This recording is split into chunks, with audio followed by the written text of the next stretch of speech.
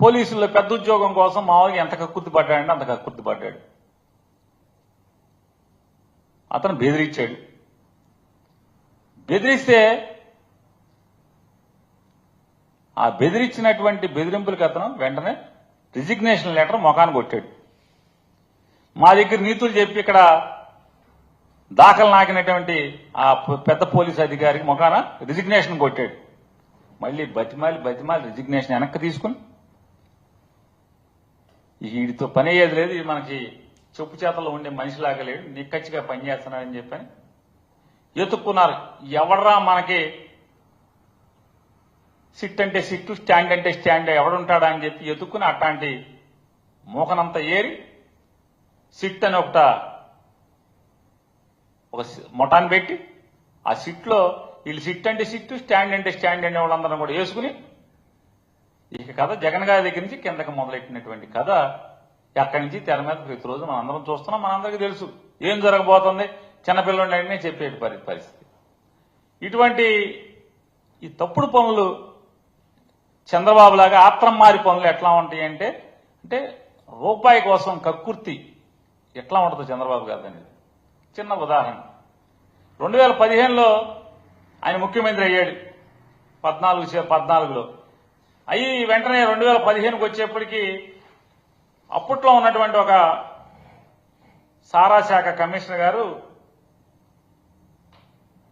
ఆయన ముఖ్యమంత్రి గారి మహజర్కి ఒకటి పంపిస్తాడు. ఏమనంటే ప్రివిలేజ్ ఫీజు, బారుల మీద ఉన్నటువంటి ప్రివిలేజ్ ఫీజుల్ని పెంచాలి భారీగా అని చెప్పని ముఖ్యమంత్రి గారికి క్యాబినెట్కి పంపిస్తాడు. క్యాబినెట్లో దాన్ని క్విక్ కేక్ మనరు, రికార్డులో మాత్రం దాని గురించి చర్చించినటువంటి దాఖలాలలో అది అలాగే లై ఓవర్ ఉంటుంది. బార్ల మీద లేదా సారా షాపుల మీద ప్రివిలేజ్ ఫీజుని అప్పటి వరకు ఉన్న దాన్ని 10 రెట్లు పెంచుదామని చెప్పని ఎక్సైజ్ కమిషనర్ గారు ఏదైతే పంపిస్తాడో ఆ పంపించింది క్యాబినెట్లోకి వచ్చి అలాగే ఉండిపోద్ది.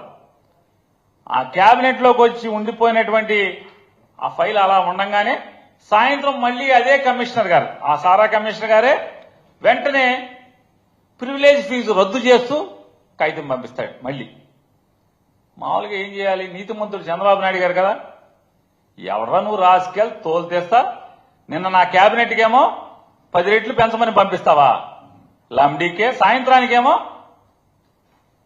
ఫీజు మాఫీ చేయమని పంపిస్తావా అని కర్రొడ్డుచుకుని మామూలు తంతాడు కదా ఎవడైనా. అయితే ఏం చేస్తారు? నీతివంతమైన చంద్రబాబు గారు లాగా నీతి కబుర్లు చెప్పేటువంటి ముఖ్యమంత్రి అయితే ఏం చేస్తారు? రాస్కెల్ నిన్నేంట్రా నువ్వు 10% పెంచమని పంపించావు ప్రివిలేజ్ ఫీజు సారా కోట్ల మీద, సాయంత్రానికి మా క్యాబినెట్ అయిన సాయంత్రానికి నువ్వు అది రద్దు చేయమని నోటు పంపిస్తావా అని చెప్పి కదా మాట్లాడాలి. దాన్ని క్విక్ ఐక్ మనకుండా ఆమోదించేస్తారు. వెంటనే ఎక్సైజ్ కమిషనర్ సర్క్యులర్ ఇచ్చేస్తాడు. సర్క్యులర్ ఇచ్చేశాక అప్పుడు గుర్తుకొస్తుంది, మనం సర్క్యులర్ ఇచ్చేశాం కదా తొందరపడి ఆన్యాన్యాలకి చిలకొట్టుడికి లొంగిపోయి ఎవడో ఐఏఎస్ ఆఫీసర్ సార్ ఇది తప్పు సార్, ఇది అట్లా డైరెక్ట్ గా మీరు మనకి ముట్టింది చిల్లరకు కొట్టేశాం మనం, అట్లా కాగితం డైరెక్ట్ గా ఇచ్చేయకూడదండి, ఇది దీనికి చట్టం గవర్నమెంట్ రూల్స్ లాలు అయ్యి ఉంటాయండి అని చెప్పాక అప్పుడు సారా కొట్లు వాళ్ళని పిలిచి వాళ్ళ సంఘాన్ని పిలిచి సర్క్యులర్ ఇచ్చేసిన తర్వాత ఎన్ని ఎవిడెన్స్లే మొత్తం కాగితాలు ఉన్నాయి, ఎన్ని ఎవిడెన్స్లే, నేనేది ఊరికి నోటితో చెప్పట్లా మీకులాగా జగన్ గారి మీద సారా కేసు అంటున్నారు కదా, ఆ కేసుతో నోటితో చెప్పింది కాదు, మొత్తం కాగితాలే మీ ఫైల్స్ మొత్తం ప్రివిలేజ్ ఫీజును రద్దు చేస్తా సర్క్యులర్ ఇచ్చేశాక అప్పుడు బ్యాందీ షాపులతో బారులతో వాళ్ళ సంఘంతో పిలిచి వాళ్ళతో ఒక అభ్యర్థన ప్రివిలేజ్ ఫీజు తొలగించేయండి అని చెప్పిన అభ్యర్థన ఒక 15 రోజులకు 20 రోజులకు తీసుకుని దాన్ని బేస్ చేసి గవర్నమెంట్ ఒక జీవో ఇస్తుంది ప్రివిలేజ్ రద్దు చేయమని. ఆ రద్దు చేయమని చెప్పేటువంటి తప్పుడు పనులకి కొల్లు రవీంద్ర ఒక సంతకం, చంద్రబాబు ఒక సంతకం. తారీఖు 3/12/2015 9/10కేమో కుల రవీంద్ర పెడతాడు. 4వ తారీఖు తెల్లారే, ఎంత అర్జెంట్ ఫైలో, 4వ తారీఖు చంద్రబాబు నాయుడు పెట్టేస్తాడు. అసలు 3 సంతకం ఇతను పెడతాడు, ఆ సంతకం ఆరకుండానే తెల్లారికి చంద్రబాబు సంతకం పెడతాడు. ఆత్రం.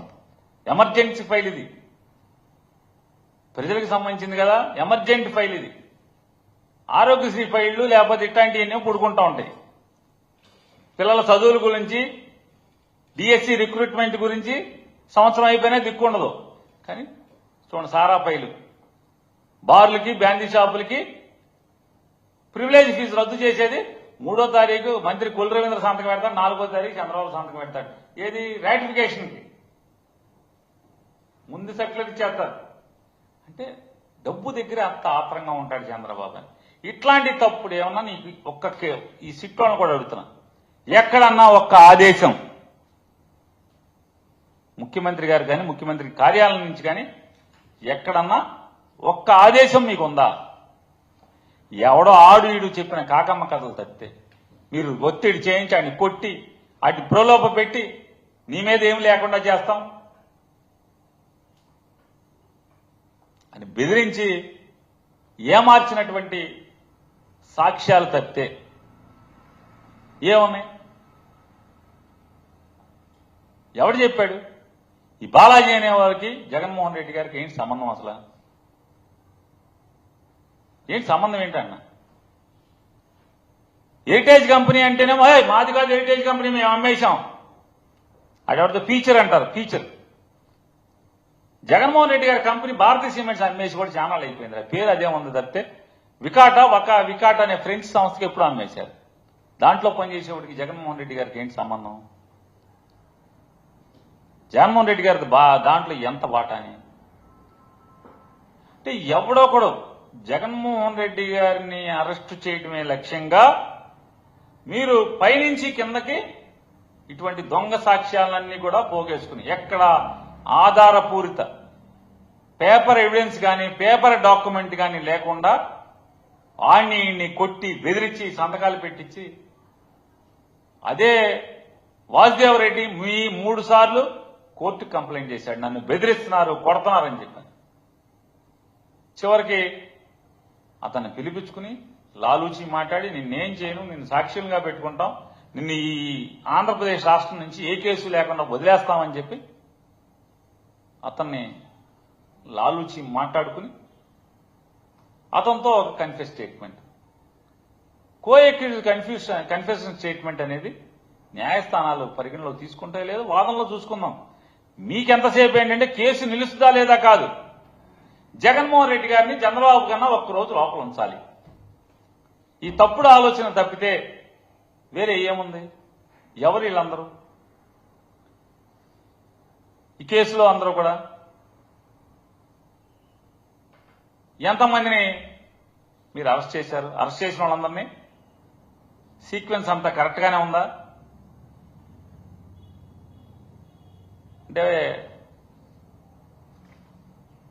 వాషింగ్ పౌడర్ నిర్మా అని చెప్పి అడ్వర్టైజ్మెంట్ ఉంటుంది కదా, అట్టా మీ దగ్గరికి రాగానే ఉతికేసి తెల్లగా అయిపోతారు, వాళ్ళందరూ సాక్షులు అయిపోతారు, దస్తగిరి అయిపోయినట్టు.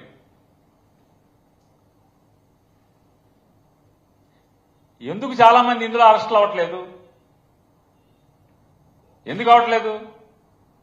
డిపార్ట్మెంట్లు వదిలించి పంపించేస్తున్నారు ఎందుకని? రాష్ట్రం వెళ్ళిపోతున్నారు ఎందుకని? అంటే జగన్మోహన్ రెడ్డి గారికి వ్యతిరేకంగా ఎవడైతే మీకు ఎక్కడ సంతకం పెట్టమంటే అక్కడ పెడతాకి సిద్ధంగా ఉన్నారో వాళ్ళందరినీ